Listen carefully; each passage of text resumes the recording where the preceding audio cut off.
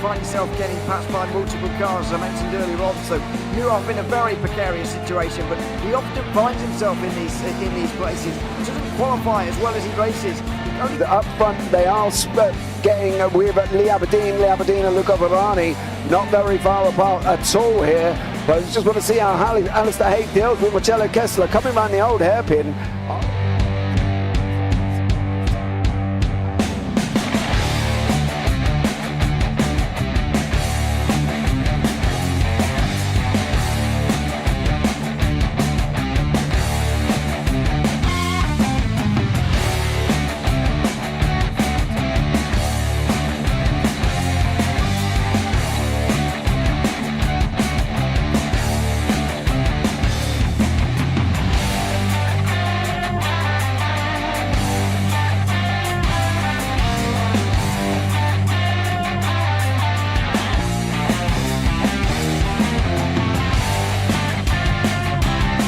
I would say it's not the best decision they've ever made, just not having done that under the safety car, really. Yeah, they're taking their pit stop strategies from Ferrari lately or something. What's going on? In turn one, just too much gas on them, too much feet on the loud pedal, and unfortunately he's dropped him all the way down the order. But Philip Hammer is out in front by an 8.91 seconds.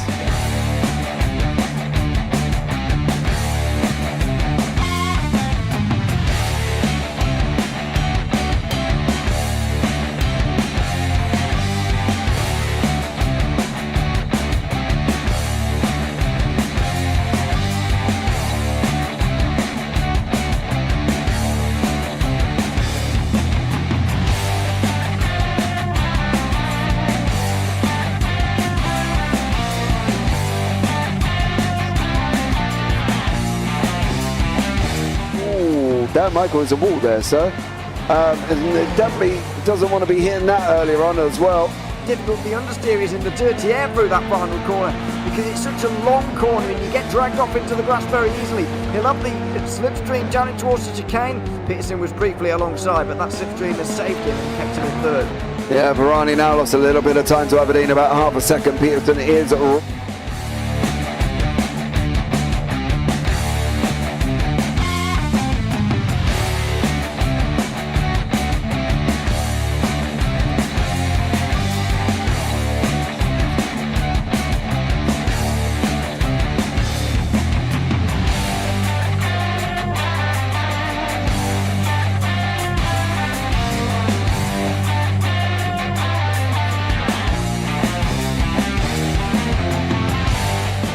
Pike's pushed Morton forward up ahead.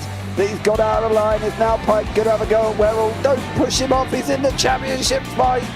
Jack Werrell chasing down Carl Jacklin. Further down, Rob Williams and Chris Barnes. Sensational run outside line now though for the heavy braking zone. Around the outside goes the Audi R8. Look how much Miller's caught back into play. Exactly. Miller's still such trouble. He's left on second and change. All of a sudden, Miller's back in play.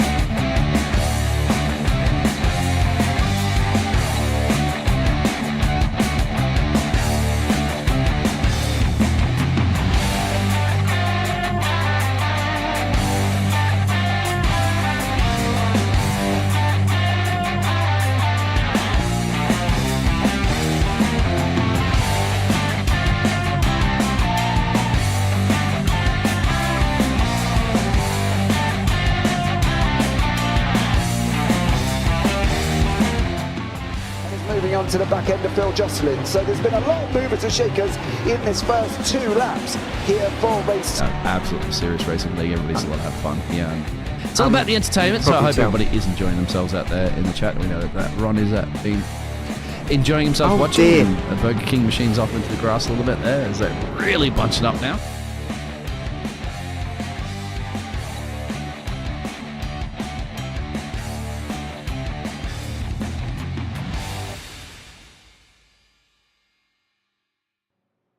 Good evening, ladies and gentlemen, boys and girls. Hope you are all right. Thank you so much for joining us here as well. This is it. This is it. This is what it's come down to. The final round of the TSRC GT4 series, round 6 from Mosport. Now, one of the very, very exciting things here is that both championships are still up for grabs. In the pros, Kieran Sharp's out in front with 100 points, with Volker Bekirden in second on 94, Tom Davidson in third on 88. Now, 30 for a win for these guys, so any one of the top three can still win. So you've got to look forward to that one. They're really the main protagonists of it all this evening.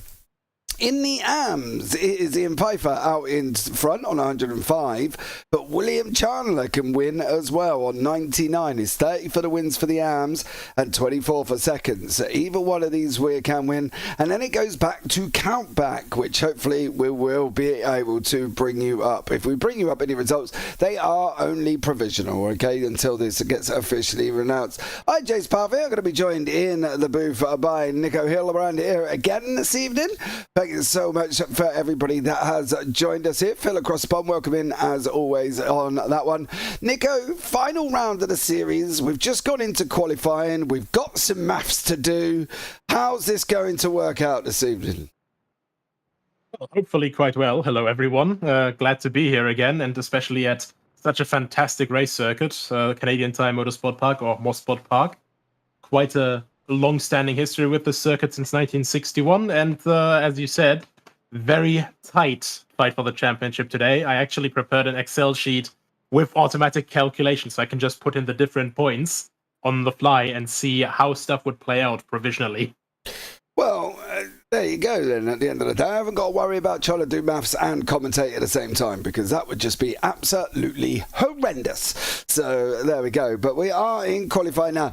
Now, Mosport I've been to, I've driven, I love this circuit in general, such a fast flowing circuit, but it's got its problems, hasn't it? It's got its difficulties. There's a lot of things to take into consideration here as well, especially when you're fighting up the front for a championship. Oh, absolutely. I mean, it's a very flowing circuit, it's a fast circuit. It's also one of the very, very few circuits in the world, not just in Canada, but in the world, that hasn't had like a single layout change to its original race layout. The only things that were changed really were, that we have a couple of tarmac runoffs, for example, at Clayton, for example, as we're going to the outside here. This is still a slightly older scan, so we don't have tarmac runoffs yet. So it's still all the way, all natural, absolutely wonderful. And, even though it is so flowing and, you really love to drive this, racing here is really, really difficult, simply because you can't really just go pop and done with a single move, because most of these corners you can actually take too wide, and a lot of drivers that you're fighting against will happily remind you, actually, let's make this 3 wides. And that's the thing, I think, as well. They've got to be careful in the race, right? I've seen it multiple times. It's happened to me as well, that if you're on the outside of Clayton, which is turn 2, you could be out in the grass, I think they've got at the moment. Now, I think it's gone for a resurface out there, and it's actually concrete, if I'm not mistaken, but it is grass still in iRacing. And that's one of the things I think these drivers are going to look out for. Danger zones for me. Turn 2, absolutely. Turn 5, which is up through Moss Corner, the double right-hander on the top left of the track map. That's going to be another warning point. And if they can get turn 8 right, then they can go through 2 wide. And generally the guy on the outside will have the inside for 9, which will give him the outside for 10. But that, again, may not work out for them. So the way I see it is it's got 3 flashpoints on this circuit. But I suppose when you come out of that last corner, Nico, you've got turn 1 to contend with, which could also be a flashpoint. Well, not just that, but you have to remember as well, over the Mari Andretti straightaway. So the very long run back that we can see up top at the track map there, from Moss Corner to the S's, it's really, really nice because you have so much space after the tight Moss Corner. People go just, 2 wide, 3 wide. In multi-class racing, it's always insanely, just stupendously exciting when they're meeting traffic there, because, there's so much space all of a sudden. And then it just gradually narrows through the S's and then into White's Corner as we see the exit out of that here. Now coming across the line with Gerli Consabo.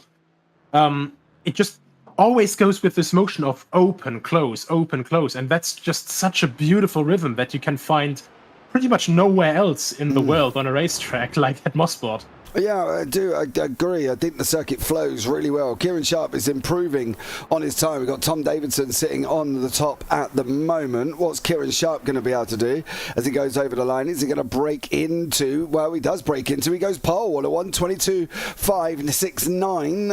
Artem Gostems is second on a 1:22.765. Tom Davidson down into third now on a 1:22.794. Some of the lower places. Don't forget we have got AM and Pros. Pros are 1 to 9 with the grey. The AMs are 10th, 13th, 14th, 15th, 17th, 18th, 19th with the red. Okay, so if you're wondering what the colours are, that is the colours for them. The Pros are grey, the AMs are red, so there's still a lot. Now, both championships are still alive, and we looked at multiple possible scenarios when we were talking off air in the green room, when we were sat down, you know, chilling out. Explain, okay, so give us a rough idea what could happen if Kieran wins and Bekirden is second.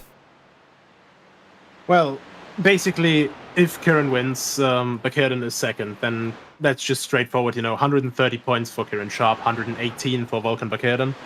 And Davidson would also obviously be also like further back because he is 6 points behind Bekirden. Bekirden is 6 points behind Kieran Sharp. There is, of course, in each class, a point for the fastest lap. So this is going to be something that people will be looking into. Another, you know, the reverse would be a little bit more interesting, simply because, as I said, 6 points difference between all of these guys in the standings right now. So if Bekirden would basically beat Sharp to the race, then it would go to countback, because both of them would sit at 124 points at the end. And then we'd have also, you know, if both of them don't get the fastest lap, then we'd go to countback. If one of them gets the fastest lap, they would win by a singular point. Yes, and if it goes to countback and neither of these get the bonus point for the fastest lap, I can tell you now, it would end up going to Bekirden because they're both on 2 wins. So basically, whoever wins this one is in with a great opportunity of winning the championship. Partly due to the countback gives them 3 wins. So stay tuned. We are going to try and keep up with the scores as we're going live. Nico's got 3 calculators. He's got 6 monitors, 7 that he's borrowed off his nan, and he's trying his hardest to bring you all the up-to-date scores. So bear with us. We will try and bring him live. We have got 40 minutes. We'll update the scores every 10-15 minutes or so with their current positions. Otherwise, poor Nico is going to spend more time doing maths this evening than he is doing commentary. And let's be real, he's out of school. Nobody really wants to be doing maths on a Friday evening at the best of times, but we will try and keep up to date with it all. Bekirden now goes into second behind Kieran Sharp, 1:22.741, so it looks like it's going to be a Sharp Bekirden front row. We have still got nearly 6 minutes remaining here, Nico. Louis Heskev is on there as well. Louis done a great job moving himself into 12th position in the AMS. Another man, Louis Heskev, who he did amazingly well last time out. He had a very amazing pick strategy. He pitted very early and then managed to come through the field in round 5, and after everybody else pitted, Louis Heskev won. But I don't know regarding the championship, he's a little bit way back from that. It's just going to be seeing how they work the pit stops tonight. So yeah, stay tuned for this one. It's going to be an interesting one, Nico, isn't it, at the best of times? Oh, absolutely. And I mean, even if he's not fighting for the first place in the championship, that is the nice thing that we have right now. So I'm basically just looking at the top 10 of each class right now. So, of course, in Pro, we have the top 3 fighting for the championship, but then we also have 6th to 10th place within 8 points of each other. So there's a lot that can shuffle around there. Well, then in AM, we have the top 2, which are 6 points away from each other. Again, the magic number. And then we have 3rd place to 9th within, I think, 17 points, which is a bigger gap, but you can still, you know, quite gain or lose quite a bit there. Well, listen, how about we just concentrate on the winners? Because otherwise, your poor little brain might go poof this evening with all trying to do the maths for all of it. It's all okay. I made sure to basically just spontaneously create a NASA control center. I can make all the calculations at once. Do you know, I actually thought you were going to say you're going to spontaneously combust or something. That's why I initially thought you were going to say. That is also one of the possibilities. It is a possibility. depending how it all works out. Sharp on his out lap. Bekirden's not really made any major improvements through 4. Mav Gardner has got an improvement on the board at the moment. He's got his middle section, which is quicker, the quickest section out of the 3. William Chandler goes quicker again, but he's behind Ian at this moment in time. So if Ian goes and wins, then Ian's won the championship. So let's just make that nice and straightforward in the AMs, where the pros is a little bit more complicated, including countbacks and everything else. Unless William, of course, can get himself into second place. And even then, I don't think if Ian wins 135, no, it's still not enough. So William would have to win here this evening to take the victory in the AMs. But there we go. Don't forget, guys, if you are on the JBB or the TSRC YouTube channel, don't forget to like, subscribe, turn on the bells. That'd be absolutely amazing. We've got more racing coming up on the JBB channel this weekend as well. There's things like the historic VWSC. That's going to be absolutely amazing. OGRL, GT3 Sunday afternoon.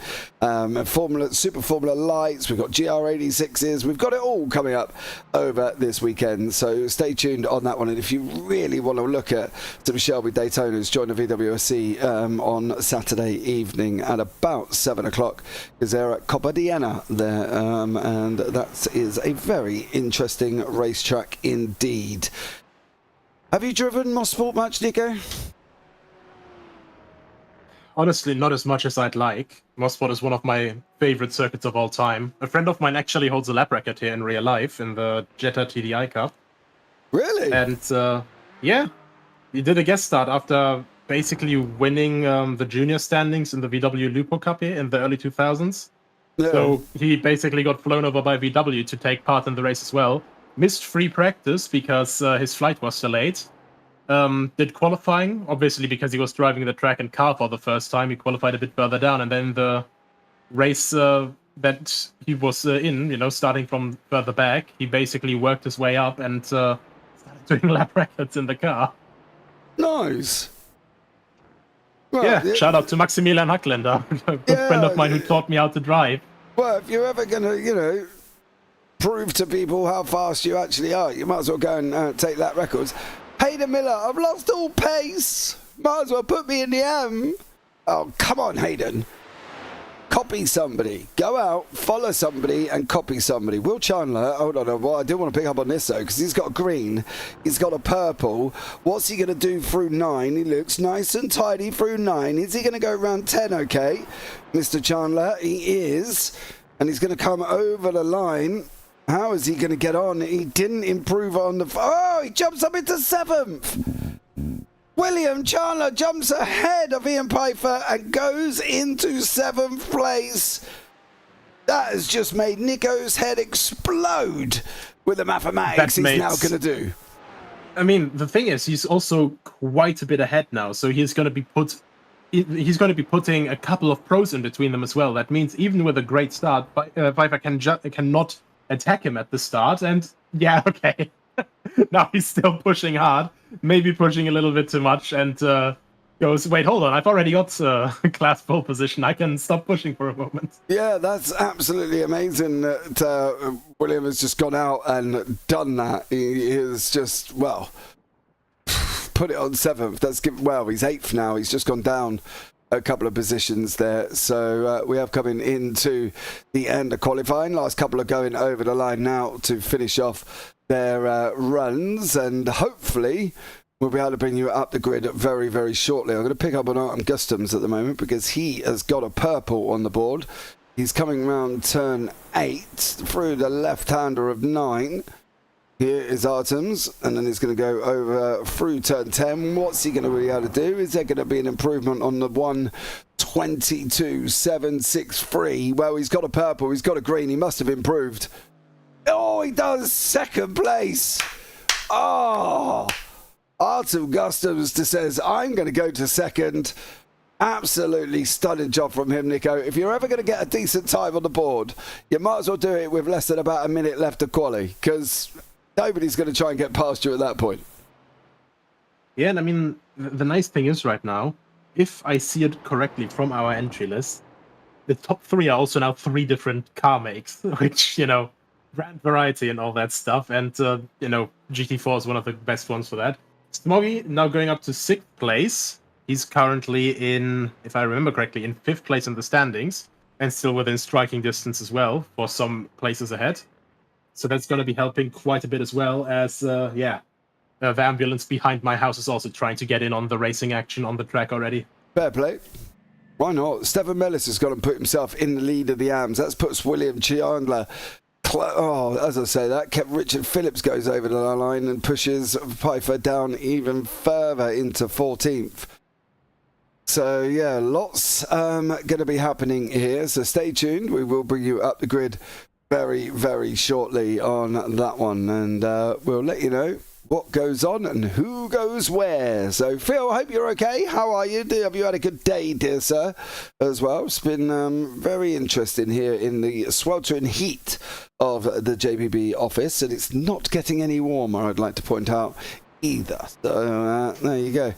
We've got David Long still on the circuit. There's no real improvements. I do wonder whether or not he's just running until the time runs out here,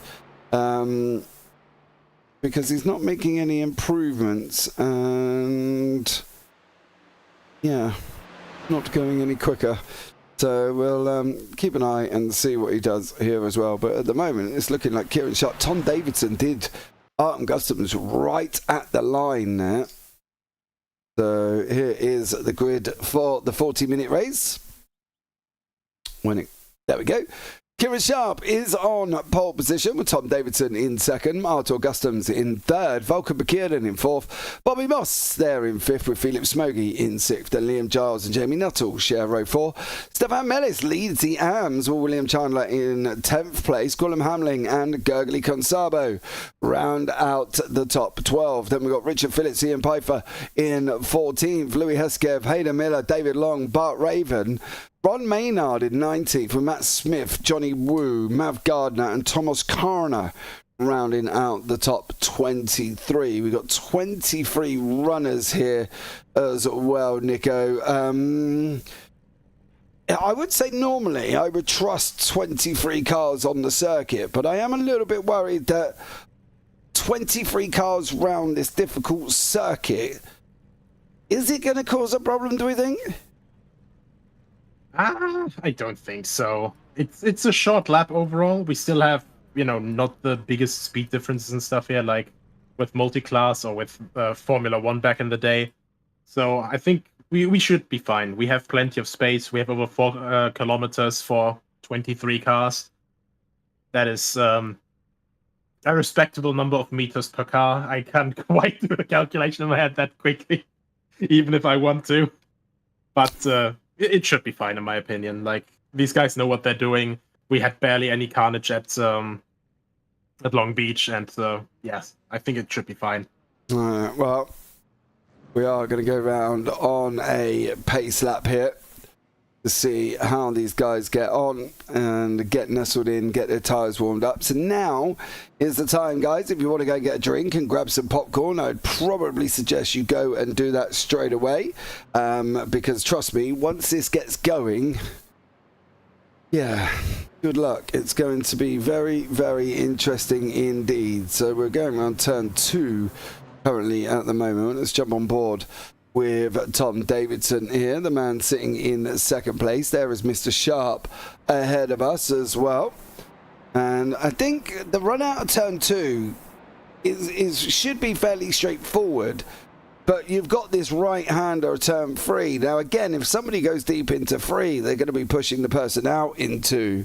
But I think this could be a big flashpoint in these GT4s. And this is going down under the Continental Bridge, down through into Moss S, which is obviously turn 5. Uphill braking, never the most easiest thing for people to do.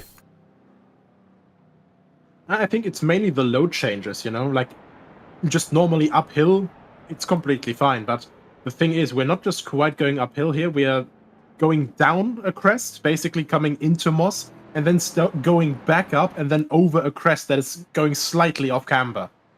And, if you're basically just going uphill, you're going up onto a crest or something, or beginning of a hill, hard brakes into a corner, and basically all of the tires get loaded because the weight starts pushing down, you go up the hill. that's all bueno. You know, all of the tires are going, okay, great, I have grip, I'm going to slow you down now. And then as soon as there's something like crests of camber and all that stuff there, that takes the load off the tires again at the same time. All the tires are basically all of a sudden just going, oh, yeah, this wasn't part of my contract. Yeah. No, I do agree. I think there's going to be multiple things that these guys are going to have to try and contend with. The pace car is going to peel in and get ready to go very, very shortly. And then, ladies and gentlemen, we will be up and running here. So stay tuned. It's going to be very, very... I think this is going to be great racing. But here we go. Let's pick up on the start here as well. And ladies and gentlemen, this round is going to be green, green, green. Kieran Sharp got the jump right at the beginning there with Tom Davidson in second, Volker Bekirden in third. Artem Gustams tucked in nicely behind that. And then you got Felix Smoggy as well, Bobby Moss. Now on the outside of turn 2. This is where we said you don't really want to be if you're going to help it. He's been accommodated by that Mercedes. Smoggy kept it to the inside. Liam Giles did not stick his nose in either. Flashing other lights behind him there as well. Who is that? That's not Richard Phillips. That was Gwilym Hamlin. And Hamlin's in the grass in the BMW. Was it Ian Piper in that Mercedes? It was flashing his lights there. Not quite sure why. I know he needs to get to the front as soon as possible to go near William Chandler, but surely flashing your lights early on, that's not a good thing to do as Kieran Sharp escapes up the front. Yeah, I think it's also, you know, he's looking at it. He's having a 40-minute race, and as we said around here before, it is not 100% easy to actually overtake around here. So Piper is, of course, in stress because he messed up qualifying. The guys in front are basically, well, quite a bit away from him and have the pros in between them. So, of course, he's basically going, guys, you're not fighting for anything right now. I'm fighting for my championship. Can you just let me by, please? Yeah, big. So, of course, he's under stress. Oh, and there's another one. So that's a big impact. That's Chandler. Oh, no.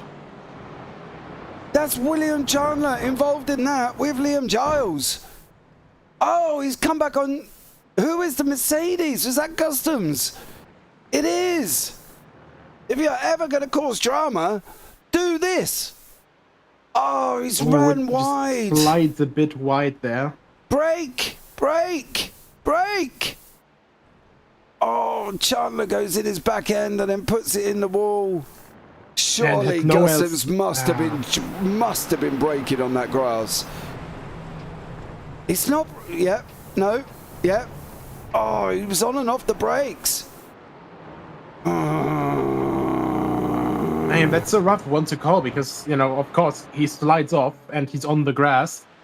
And so as soon as, you know, you have slick tires on anything other than circuit, they basically just instantly lock up, lose grip very quickly. And then, of course, the ABS, it's fighting against that. So incredibly unlucky, you know, like slides a bit wide onto the marbles, goes off the track, and then you're just basically along for the ride. It also goes downhill there, as we can see a little bit on the side. So, I think the thing for me was on and off the brakes. Now, normally when you're on the grass, you just stay on it, right? You know, hit the brakes because they added depth to the grass at iRacing, and it has made it easier to get the car stopped. I think for me that may come under question whether or not he should have stayed on the brakes, should have steered it round the walls. I don't know, you know, look, but I can tell you one thing, coming back on like that was not the greatest idea. We're on the nose of Tom Davidson now. He's got literally Bekirden looking right behind him. There is Volker Bekirden. He's climbing in here. Going to be an interesting one. We got Ian Piper leading the AMs. We got Rich Phillips sitting in second. Artem Gustams is still going there with his car in one piece. I'm sure. Whoa, he's not going now. Ooh, that's a big one. Not going now. Oh, that looked like there was a little bit of argy-bargy there. That might have been, I think it... Oh, wow. Thank you, trees. Thank you. Amazing. Yeah, I know. I'm going to try and get out of the trees this time. There we are. Oh, he got squirrely. Oh. Did you see his entrance? Yeah, he just barely clipped the grass there. And then as soon, you know, because he's going through the dip down there. So the car's completely loaded up, of course. Normally, if you go in between, like, the grass and, like, back onto the track, it's not too bad. But of course, when you're fully on the load there, that's a big bump that you're hitting. Gets squirrely and gets a little bit to the outside, and the guy on his outside, of course, couldn't anticipate that happening, and was honestly just lucky that he didn't get ripped into the wall with him. Yeah, I think there was Gurgly Kansabo on the outside of the wall there with him. Stefan Melis must have had another moment. He's all the way down in 17th at the moment. After, oh yes, he's been off the side of the circuit, as poor old Stefan. But now, this is where we're going to look at this up front, right? Sharp, Davidson, Bekierden, Smoggy, your top 4. Now, these 3, you know, for Volker Bekierden, sitting in 3rd place, he's got to try and get past 2 teammates at the moment. Not the most easiest thing to do at the best of times, let alone clearing teammates who clearly would probably favour Kieran Sharp to go ahead of all of them. Yeah, but, you know, these guys are basically just trying to play tactics games right now when they are not in a position to do that yet. You know, right now, Sharp is basically the man to beat. Both of them have to get past him. And in the end, like, the best thing that they honestly could do, in theory, so, like, just, you know, that's just a fan theory, or whatever you want to call it. Davidson, in his interest, would have to win with Bekierden in 2nd, and then Sharp in 3rd, because then Davidson would be able to win it. But that's another extra factor, you see, like, Bekierden can basically still challenge Sharp, can win on countback, can win with the extra fastest lap point, and, you know, that's a lot nicer winning odds for him. And for Sharp, it's even better winning odds because he just has to stay in front. He doesn't have to focus on all of that. He can literally just focus on defending. And right now, as he's in the front, he doesn't have to look in front of him. He doesn't have to look at attacking anything. And that's the nice thing, you know? He's not fighting a 2-front war. Yeah, I do agree with you, and you know, don't forget there is the pit stops that's going to take into consideration as well, because let's not forget these guys are only on 40% fuel, right? 44% I think they've got here, so they're going to have to take a pit stop. Now, does Bekierden try and do it, Louis Hesketh, like last week, go in very, very early, try and clear them as best as he can, or does he sit there and try and cover them off? I do love a good pit stop strategy, so do we think Bekierden will cover? Or do we think he's got to try something different? Yeah, that's the rough call right now, you know. Bekierden has to get past both of them, ideally. I mean, technically speaking, he could still win. Yeah, he could still win, basically, with Davidson in front of him. Oh, actually, no, sorry, he can't, because it's a 4-point gap from P2 to P3, so he has to get, you know, at least 6 points over Kieran Sharp, so... He needs to win. Yeah, he has to win. Or I hope that, you know, as morbid as it sounds, or as bad and unsportsmanlike as it sounds, he has to hope that Sharp makes a mistake and drops down to 4th. Well, yeah. In that situation, like, he gets 2nd and Sharp gets 4th, you know? Yeah, well, obviously we would sit back and, you know, don't wish that on anybody, guys, but, you know, it's just alternatives that people have to calculate in, or the alternatives that they have to think about to win the championship in the end, you know? Yeah, no, I do agree. There's a lot of action taking place here as well. Alex, welcome into YouTube chat. R2's mistake. Yeah, I know. Hi, by the way, first time watching. Hi, Alex. How are you? Thank you so much for joining us. Normally on the IGP, young gentleman is Alex there, but he's come and joined us for some TSRC GT4's championship deciders. Both championships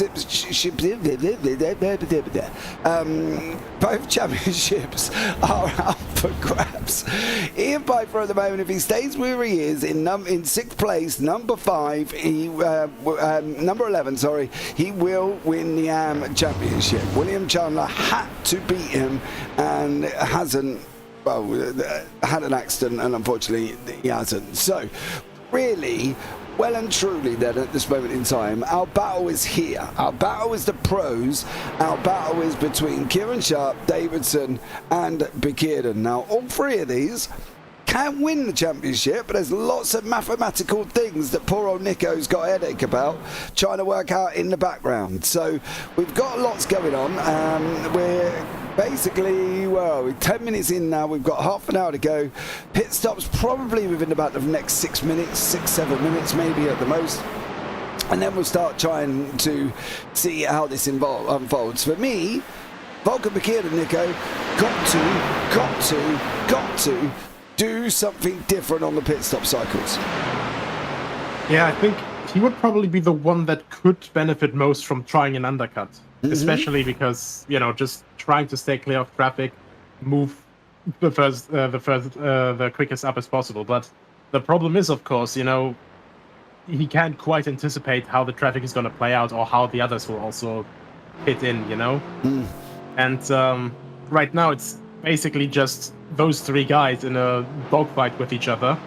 And what I honestly quite like, you know, which is, you know, a complete contrast against each other, is these three guys fighting for the championship, fighting on track, and you can see, like, the aggression, the focus on them. And then there's Felix Smoggy and Bobby Moss right behind that are just pleased to be there, because they're not in this championship fight, but they'd still like to have a race win. Yeah, absolutely. They would love to have a race win, and at the moment, though, it is Bekirden, Davidson, and Kieran Sharp. We'll check in with what's happening further down shortly. Matt Smith, Mav Gardner, Stefan Mellis, and Gorham Hamling are having a nice little battle. Ian Pfeiffer has got Richard Phillips about 5 tenths behind him, just in the background there in Richard's Aston Martin. They're continuing to fight it out here as well. Ian needs to, well, basically, Ian can afford... He will, if he wins, that's where he kind of wants to be, but he can afford second currently if William Chandler stays down in 9th overall.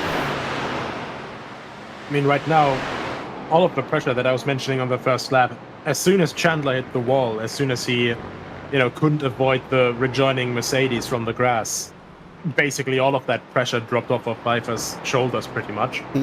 He is 6 points ahead, 105 points versus 99 points. So, you know, he could in theory just drop down to 8th place, because both of them are far enough clear. There's 30 points for first place in class. And right now, you know, basically they went in. Richard Phillips could get 30 points, but as, you know, winning the race, as he's right behind him. But, you know, he'd have to beat Pfeiffer by 27 points?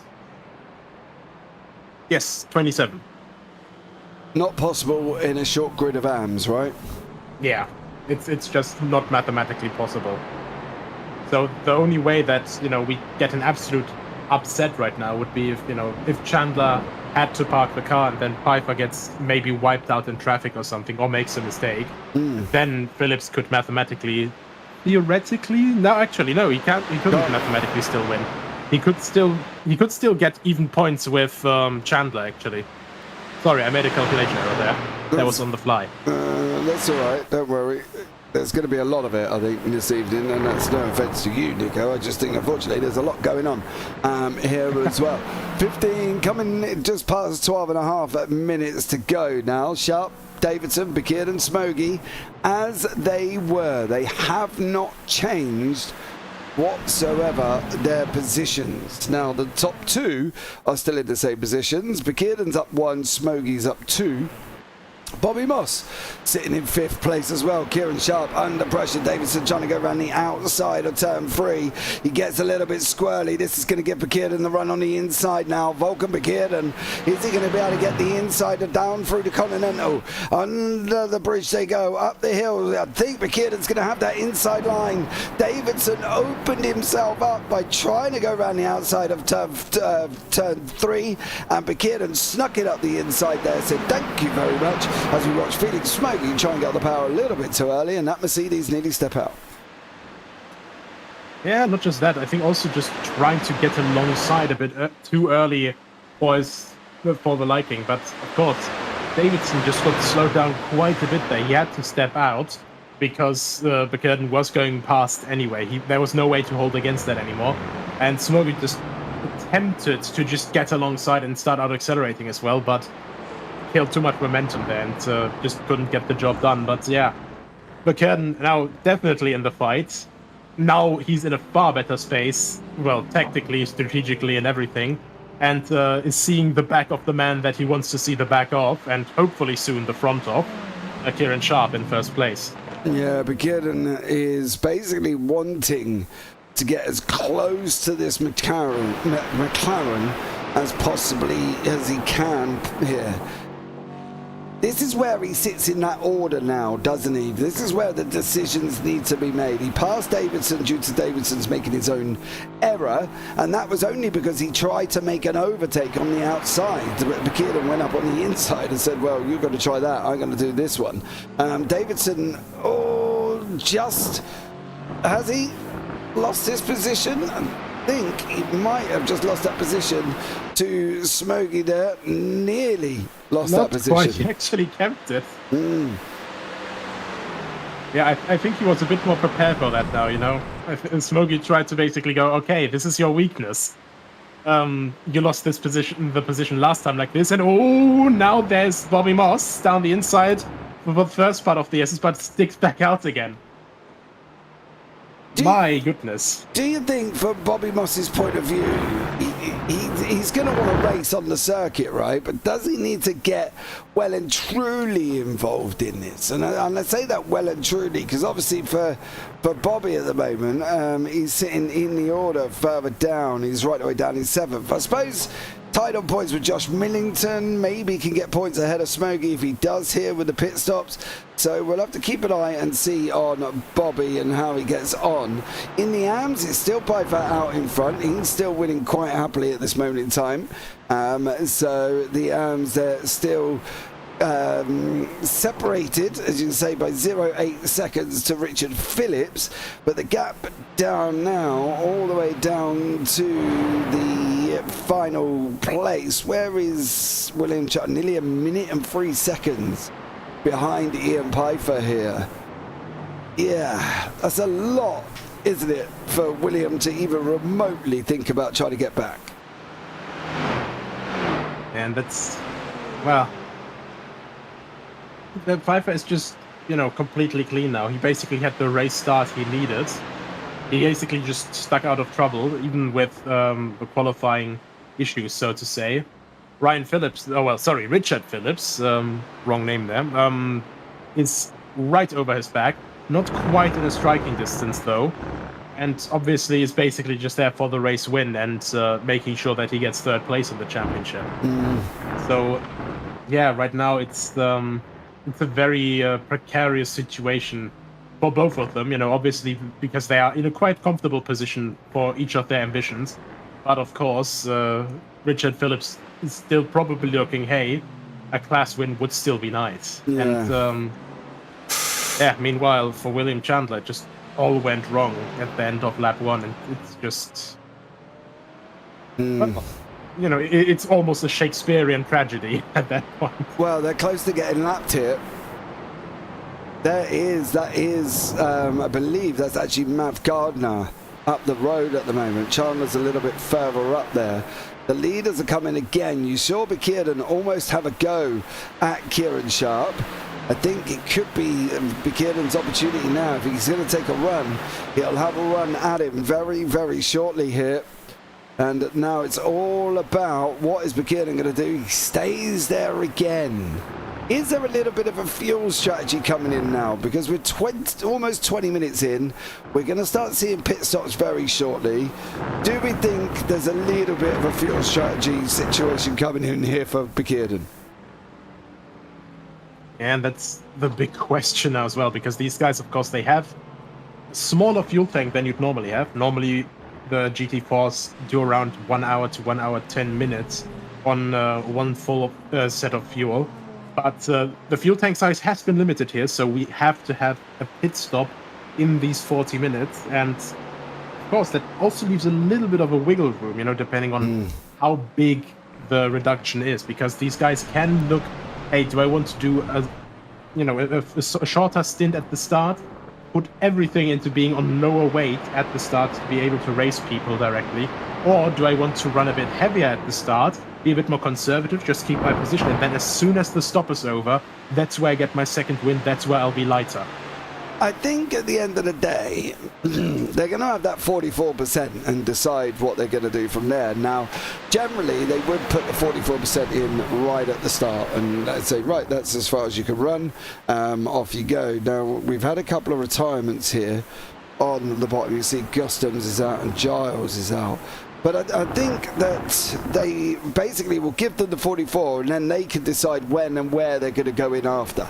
You know, Begierden can say, okay, well, I've got my 44%, I can go in on 20 minutes. Or Kieran Sharp might think, I've got my 44%, I can go in, you know, 10 minutes after the race starts. There's no limit on when they can and cannot get in.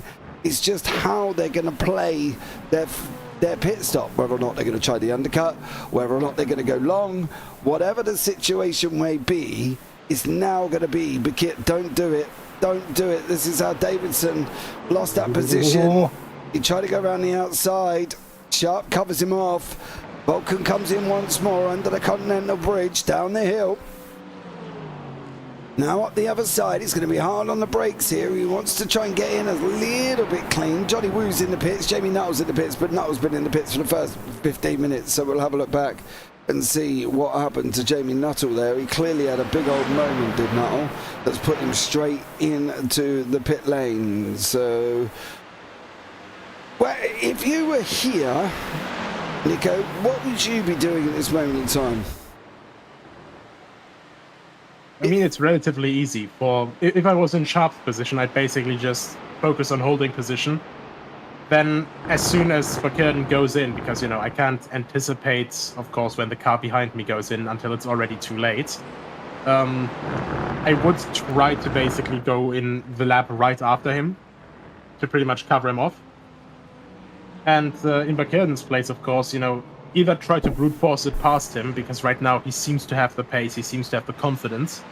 And, you know, around Quebec, he basically hung around the outside for almost the entire corner there.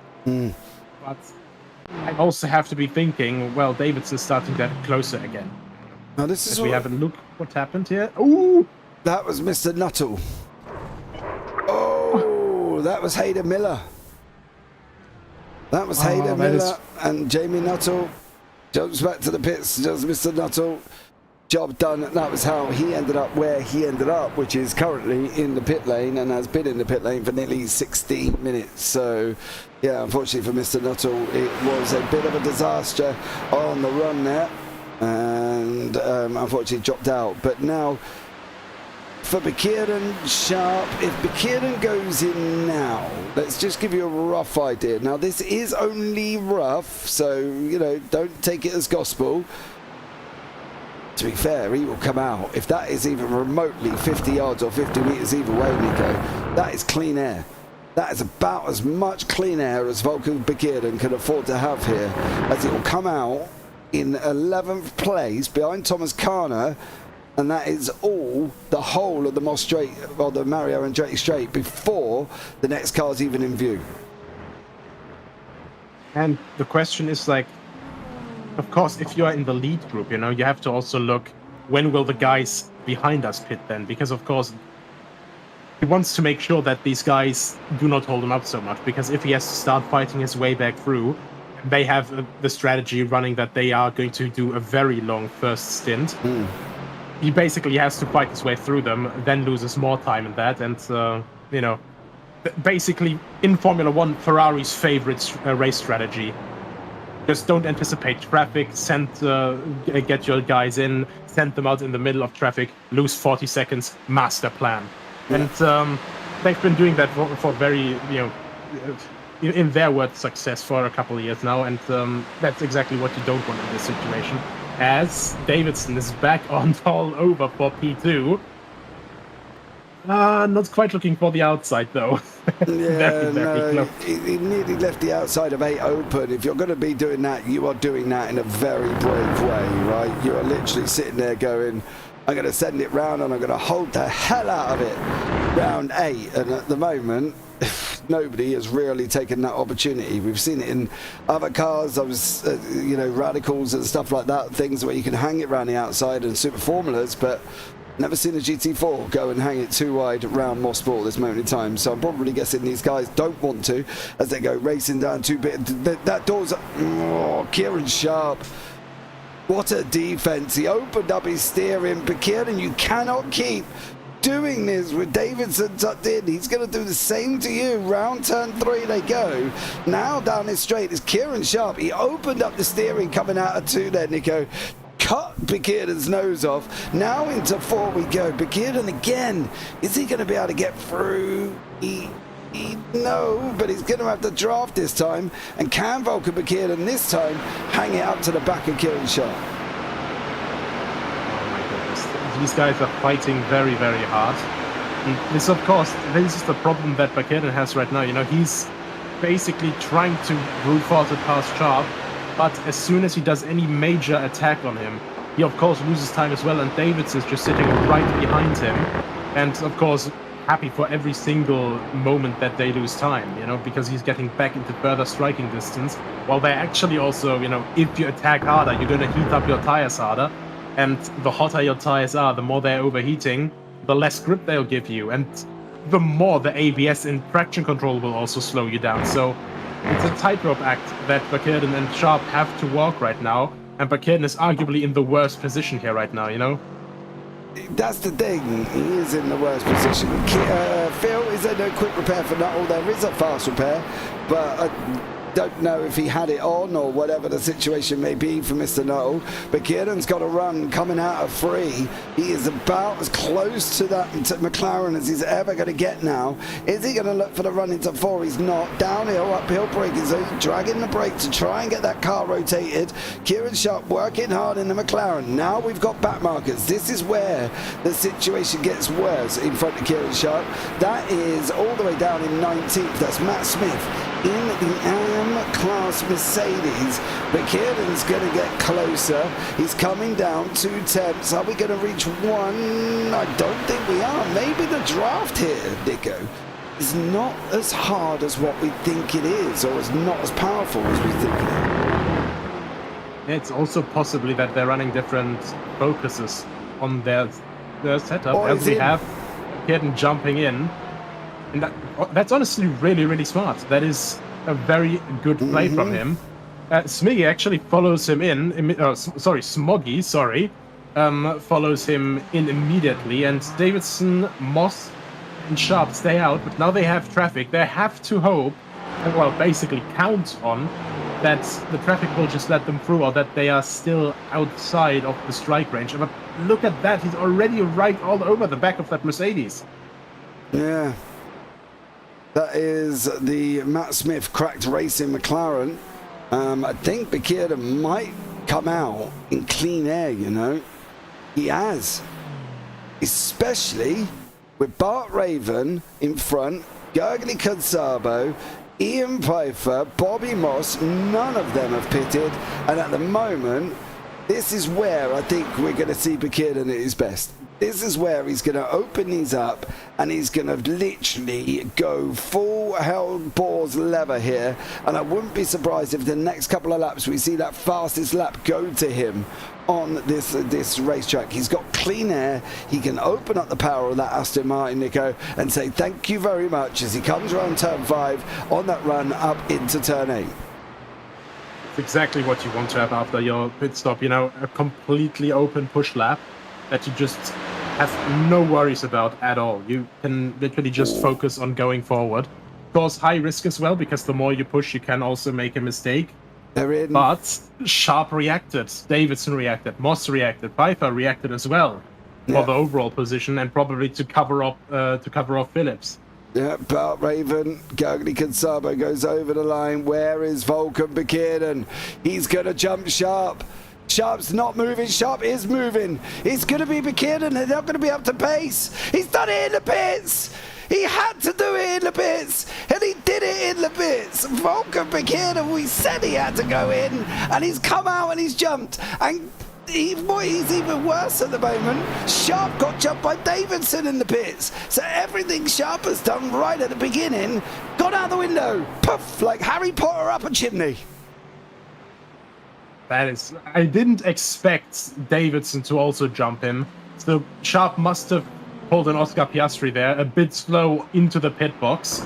That's, basically just hindered his pit stop a little bit. Now he's all over the back of Davidson. And of course, right now, he's not just going to be pushing to get past Davidson, but also to just get into that second place. And then, if he can't get past Bakeda, to actually push for the fastest lap, because that is a way that he can still save himself.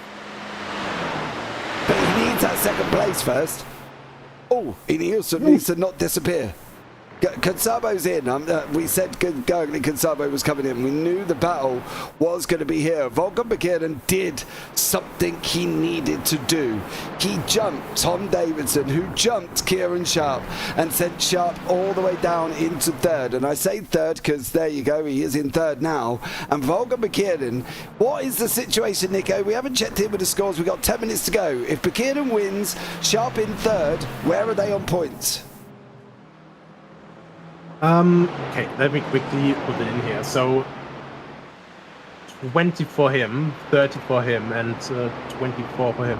So right now, Bakirden would be in first, 124. Sharp would be in second, 120. Oh, it's gone and off! Davidson. Yeah, that is. Okay. Let's twist it another. Oh, Smokey's on the inside. Kieran Sharp's falling apart like a wet brown paper bag at the moment. He's gone down to fourth. He'd still be second in the championship, 5 points ahead of Davidson, but he just can't afford this right now. It's a lot of pressure that's putting in on him, of course. But everything has just turned completely to shambles. And now he just has to pick up the pieces, put it back together, and that all in less than 10 minutes. Oh, ladies and gentlemen, we have got a mouth-watering ending to this race. Smokey's not giving up. Felix Smokey is not giving up over the back of Kieran Sharp. He's climbing all over him in that Mercedes as well. Sharp in the McLaren. Davidson's escaped. Bakirden is escaped. The only hope for Kieran Sharp now is if Davidson can jump Bakirden. That's what's going on in the pros.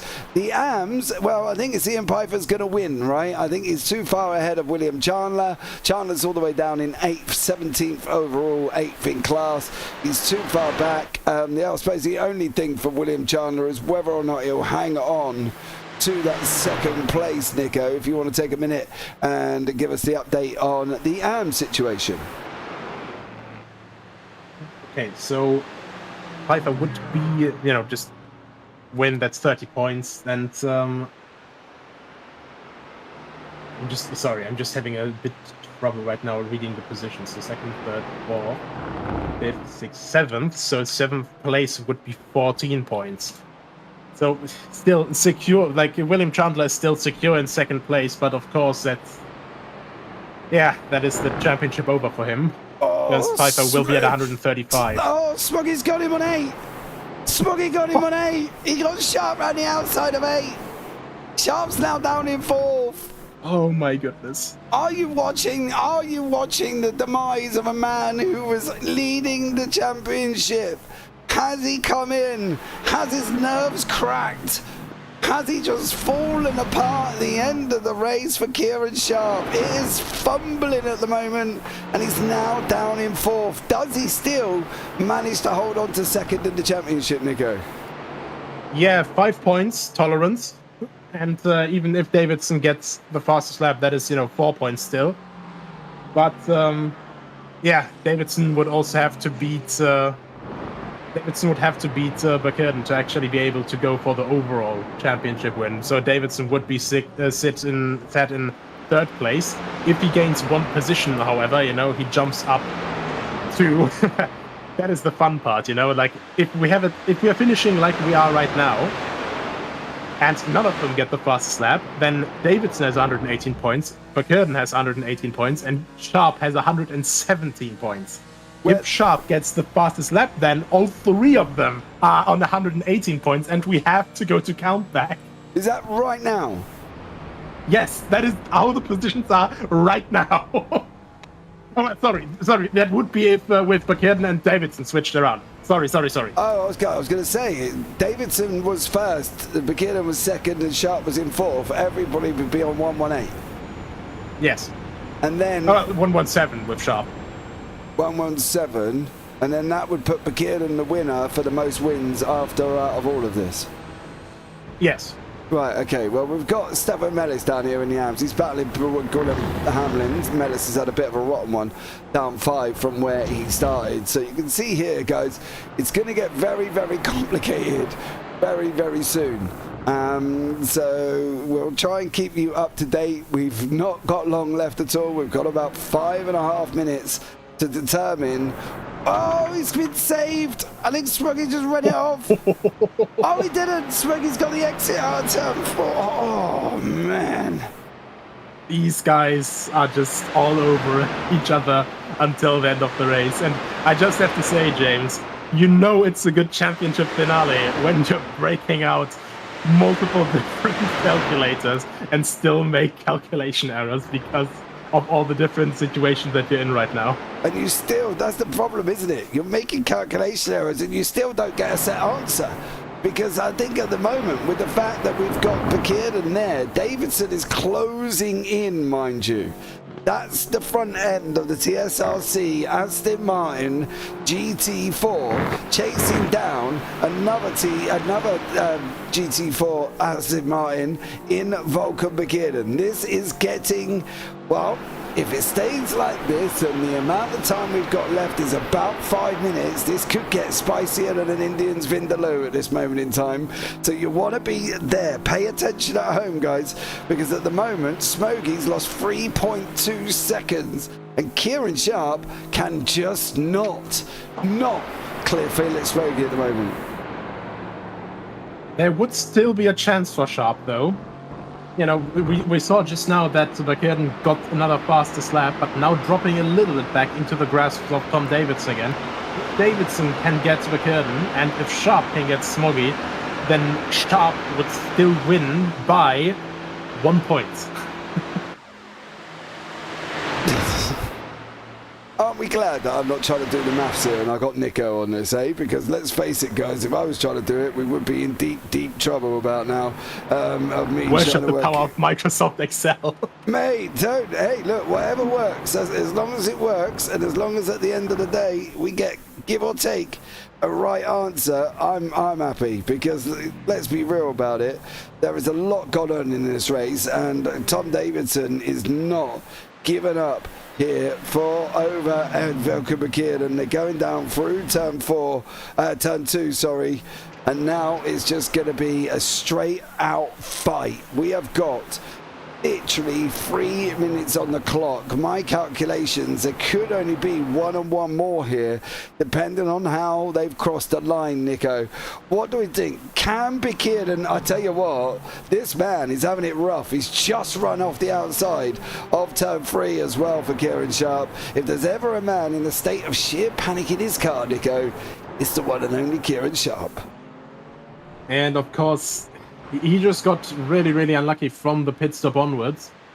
Now trying to catch up, of course, you know, pushing very hard to get past Smoggy. Smoggy putting up a great defense. Yeah, I think maybe just tires a little bit too hot. You have all these high-speed corners here, you know, compressions, crests, on camber, off camber, and that's all attributing extra to tire heat, as well as Davidson. My goodness me, you get that close to a man's rear end, bring some flowers first, my friend. That is absolutely incredible how close he got there.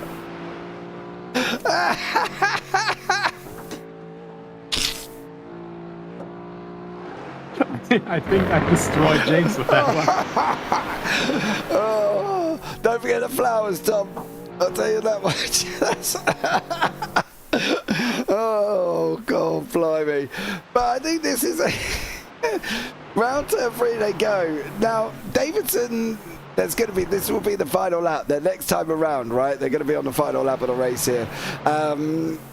Is Davidson just going to have to send it? Davidson is going to have to absolutely send it, I think.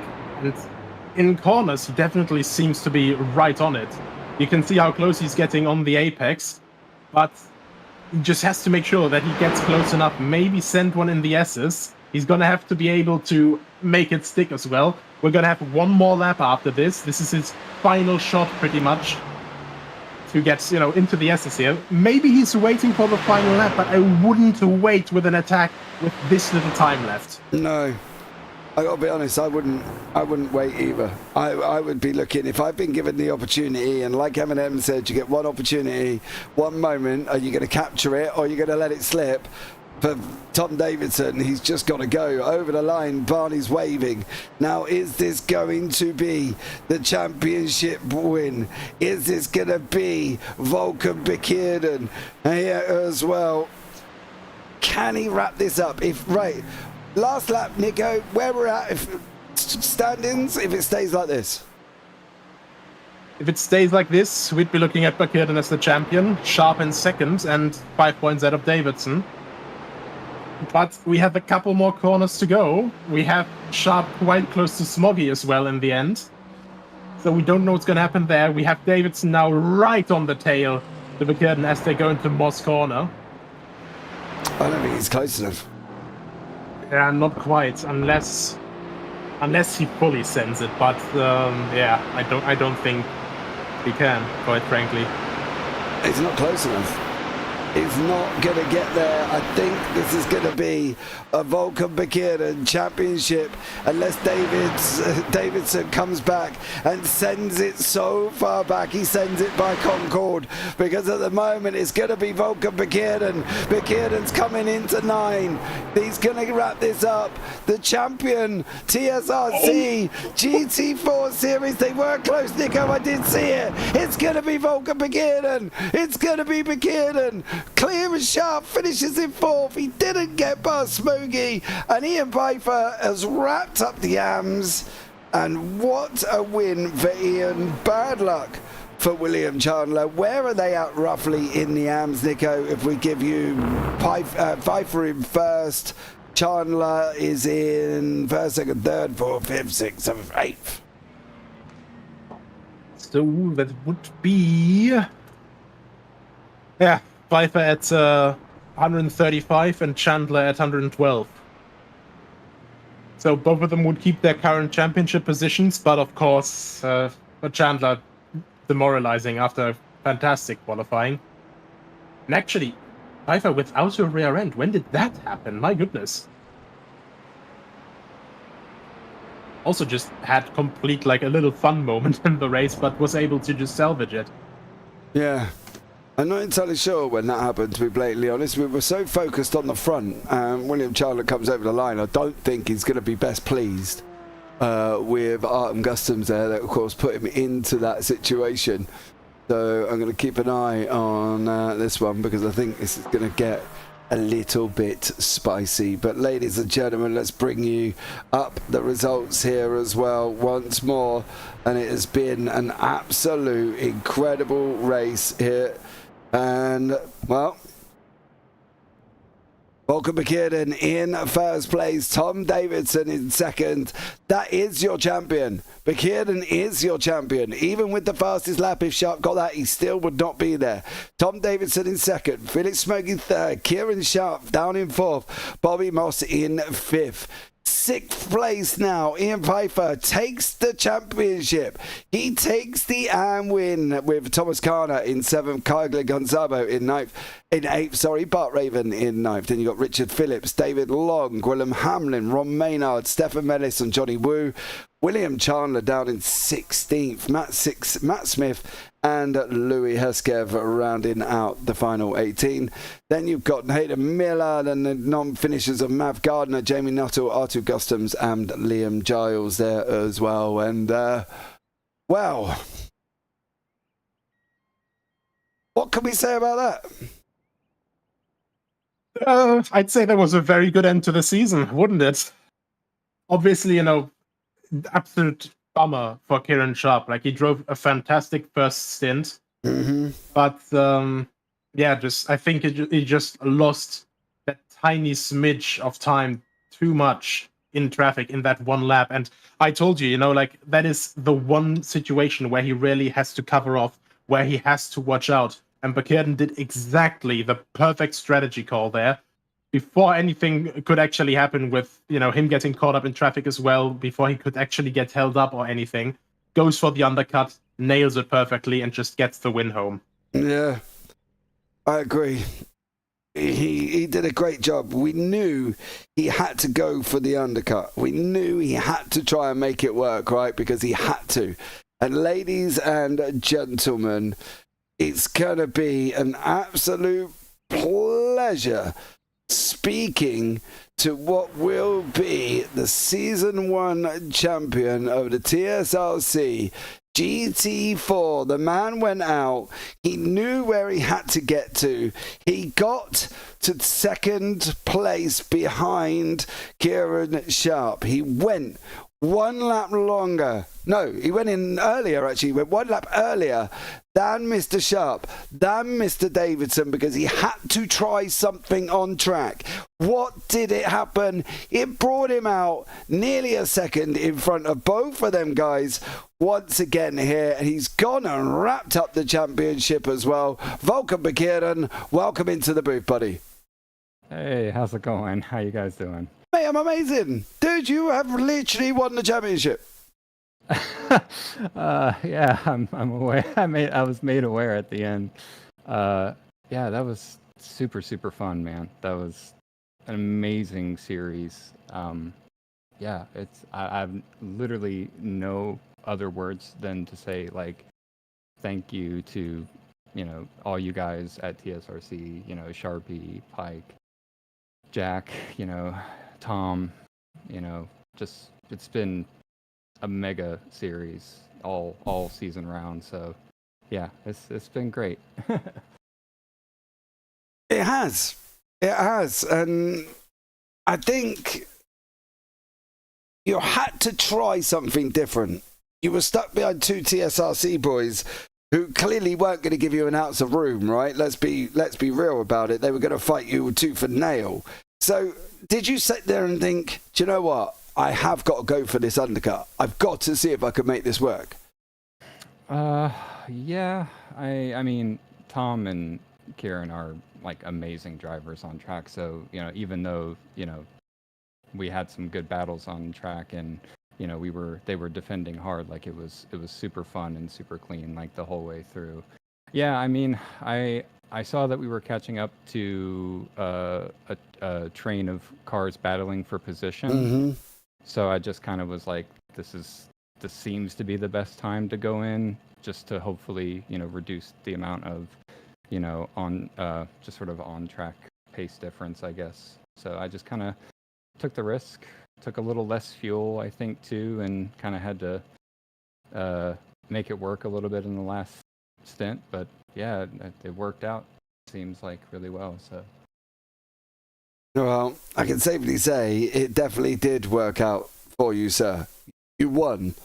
That cannot work out any better, can it?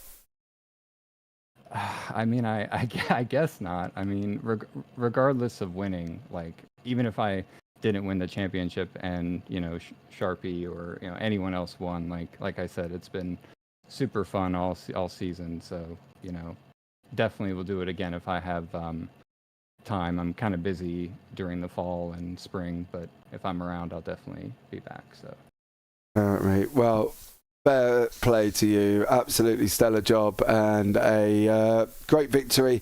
Anyone, obviously you said your thanks a little bit earlier on, but is there anybody else you want to wish and say thank you to before we let you go? I mean, I guess this might be a bit cheesy, but thank you to my partner for forcing me into doing this, because they know that I'm a bit, I guess, off on racing lately, but they kind of push me to do it.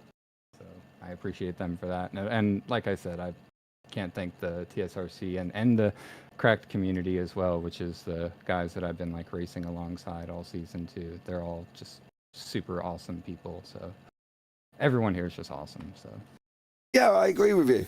But at the end of the day, dude, listen as well. One thing, we never think it's funny, cheesy, or anything like that to thank the wife or the missus or the girlfriend or whoever, because at the end of the day, it guarantees you get to sleep in the bed.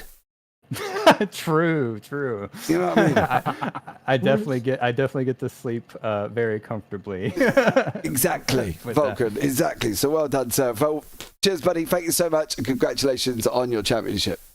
Cheers, guys. Have a wonderful, I guess, weekend, and catch you guys later. So. See you later.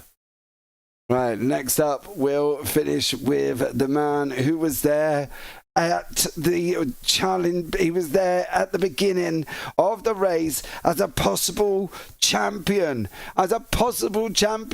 He led the race. He was chased by Begierden.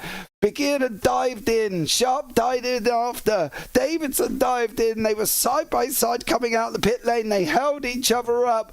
And then it all just went wrong. It unraveled. Unfortunately, like a thread off a woolen jumper for Kieran Sharp. He has joined me in the booth. He still finishes second in the championship. Kieran, welcome in, buddy. How are you? Yeah, that was a crazy race. Yeah. What? Listen, you were leading for most of that. So, what happened in the pit stop? Did Tom just take less fuel than you? I think I was slowing the guys up at the front from the very beginning, and I think the slipstream seemed stronger than I thought, and I think you just naturally save a lot of fuel, as I found out when I was behind Smoggy in the final stint. So I think they just managed to take a bit more less fuel, and I think me and Tom got slightly held up. We maybe should have pitted on the same lap Vulcan did, as we had traffic. So I think it was a combination of both there for me, as that's why Tom managed to jump me, because he was sitting behind me, and Vulcan done well. He had 2 slipstreams, and he had a clear pit stop. And we did predict as well. We gave it a rough idea where Vulcan would come in, and he did, literally was going to jump. It was going to be clean air regardless of it. Now listen, you and Tom coming out the pit side by side. Now obviously, not the greatest way of coming out of a pit lane for 2 teammates trying to hold on to your championship. No, we made it work. Tom's great to race with, so I trusted him, and I backed out just a little bit to give us space. And I think I knew he was going to be quicker, and I did try tagging on, but after the stop, my front tires were struggling up until again the final 3 laps. So I think I maybe worked them too hard coming out the box. But yeah, I think the other cars had just a bit more pace in the end, and they were driving it super consistently. And I think I made a few mistakes as well at the end, which didn't help. Yes, you did. Don't want to point them out, but you went off at turn 3 and run wide on turn 4. So there you go. Not that I'm pointing them out to you, Kieran, of course. But listen, you still finished second in the championship, right? So that's not bad at all, dear sir. But is there anyone you want to shout out before we let you go? I mean, I say every time, but everyone has turned up. I think this has been probably our strongest grid in terms of competitions. We've had our pro class and AM class this season, and it's been competitive in both. Racing with everyone at the front, like Tom and Vulcan as well. Vulcan's been on it all season, so yeah, it's been good all around. Awesome stuff. Well, Kieran, thanks so much for joining us there, buddy, and look forward to having a chat with you soon, no doubt. Yeah, thank you. Take care. Right, and next up, before we go to the champion, we can have a chat with Mr. Louis Heskev. Not a great evening for Louis. Let's hear it from his own words. Louis, how was it out there on the race circuit? Well, it was. I felt fast in practice and in qualifying, but then lap 1 in the bus stop, stupid move from the. Well, over-ambitious move from a GT4 took me out of contention completely, and I had some sort of damage on my car that I couldn't repair. So I just had no pace for the rest of the race, and I just tried to do damage limitation, but I finished 8th in class, so no points. So I'll be happy for top 5 finishing in class, really. But yeah, that's the incident on now. Yeah, that was Hayden Miller. Was there contact there? Yeah, he has gone up the inside. He's... Ooh. At the worst place as well. Oh, when you moved. Oh. Yeah, not an ideal.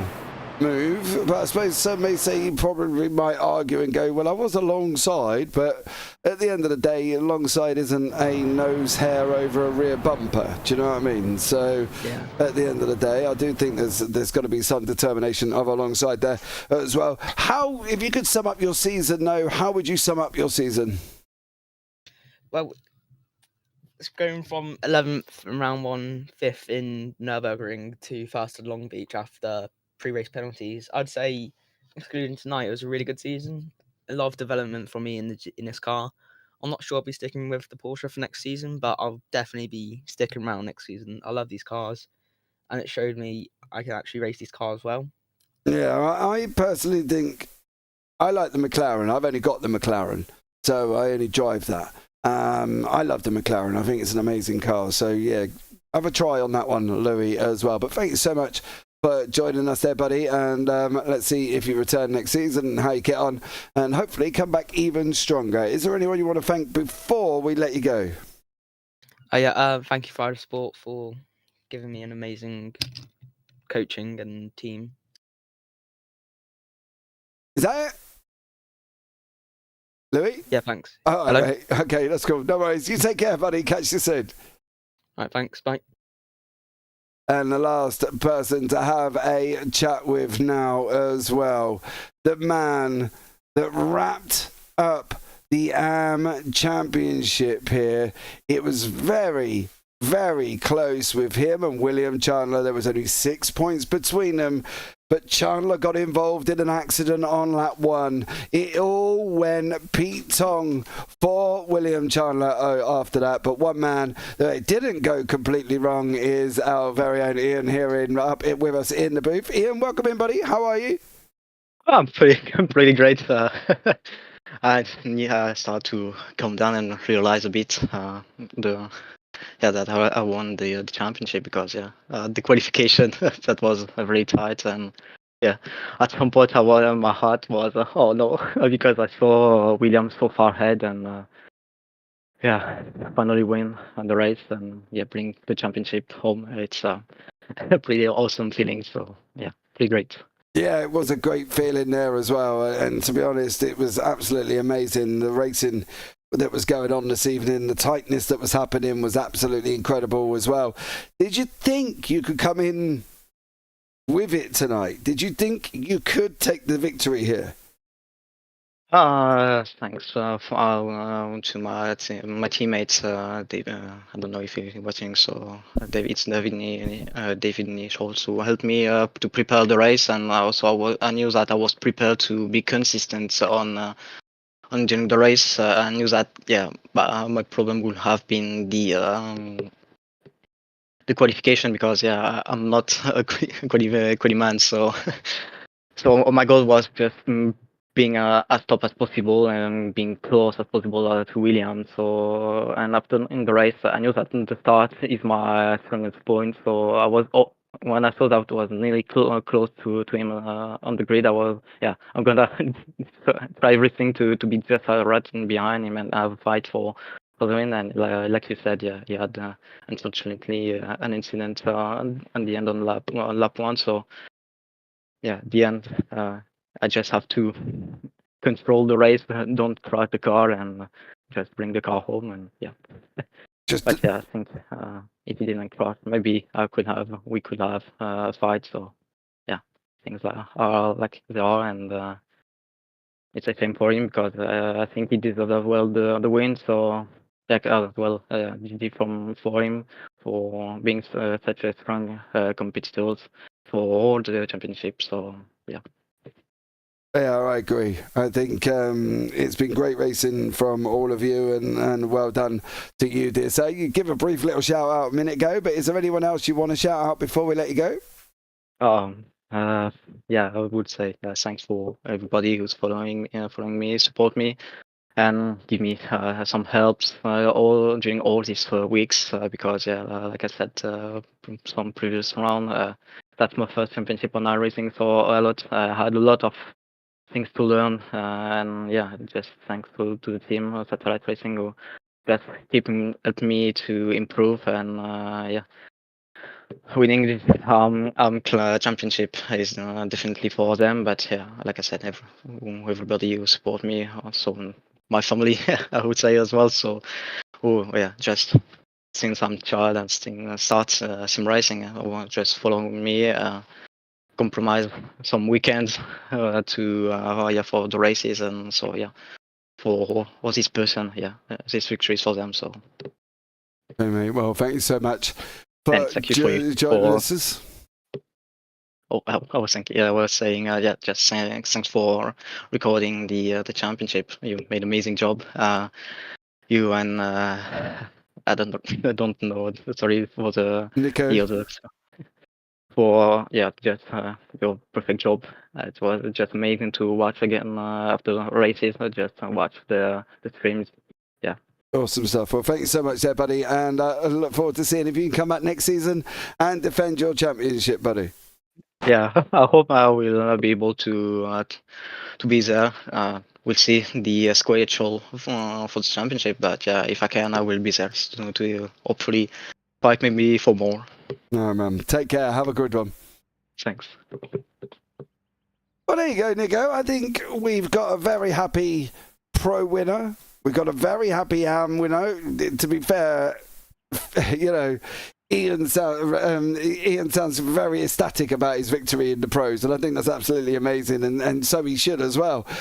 But the season has come to an end. This is it. We've had our 6 rounds. They've absolutely flown by, especially when you think we started 6 weeks ago, and it's just gone as quick as anything. Yeah, I mean, that's the thing, you know. 6 weeks, you're thinking, it's quite literally like summer vacation in Germany, you know? It starts, you're going, oh, cool, over a month of no school.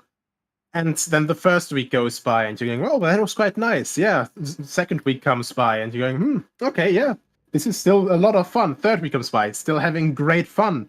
And all of a sudden, half of the series is over already. And time just passes faster when you're having fun. And, you know, with this kind of racing, you know, the pure, proper kind, I can't blame, you know, the time just flying by completely. It was a lot of fun to watch. We had fantastic battles on track today. And, well, the championship was a stunner until the very end. Yeah, it was. It came down right to the very end of the race. And you've got to be honest, there aren't many championships out there that will actually do that. And these guys have managed to achieve it. And it's been absolutely amazing. So I've loved every single part of this. So much love to TSRC for having JPB along once more here. And look forward to hopefully being back with you guys next season. But that's going to wrap it up here, guys. Thank you so much to everybody that's joined us in YouTube chat over this period of time. It's been great having you all here, and thank you very much. But for now, I've been James Parfitt. I've been alongside Nicolas Hillebrand. Take care. Have a great week. And you never know, we might see you on a track sometime. Good night.